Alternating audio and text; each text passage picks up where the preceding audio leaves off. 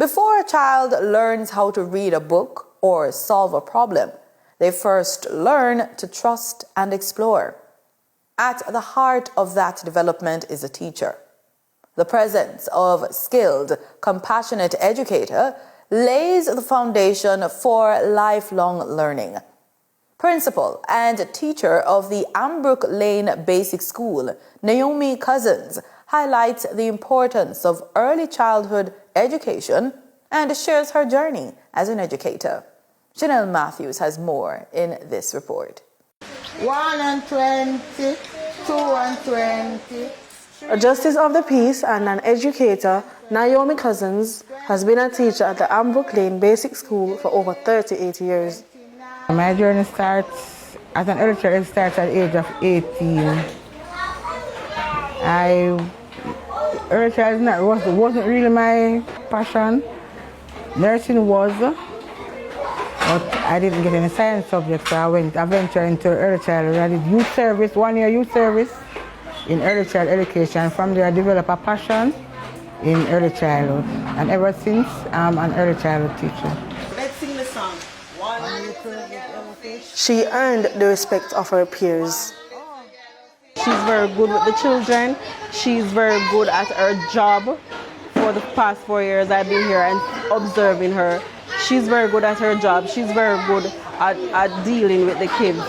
And when I said good, I mean like she will take the kids one-on-one. If they are slow, she take them one-on-one and give them one-on-one lesson to pick up their aspect of learning. And she, sometimes the kids will come here with a little problem and she know how to deal with it. And she will interact with the parents also. So she, as an educator, she's worked very well in the education system. And if we have people more like her in the system, I think it will be much better. The early years for children is super important. It's when they build the foundation for how they learn, act, and feel as they grow up. Early years begins at 0 to 8. So, gone were the days we have children going to school at 4, now you have children coming to school at 1+ up to 6 years of age. So the earlier you send them out to school, the better for them to grasp things, to learn. You have some of them come to school, they cannot speak properly, they come to school, and when they come to school, interact with their peers, and that's how they learn to speak properly. Learn to teach them how to use the bathroom, potty train them at an early stage of life. A graduate of the Jamaica University, Ms. Cousins says early childhood education is facing many challenges. Funding, sponsorship, and sometimes the community that the schools are located in, you have people who have challenges in sending their children to school, coming to school, especially when we live in a garrison community and there is like upsurge of violence. You have dropout, you have children removed, relocated to different communities. You have children who cannot go up the top, cannot come down the bottom. But not for here.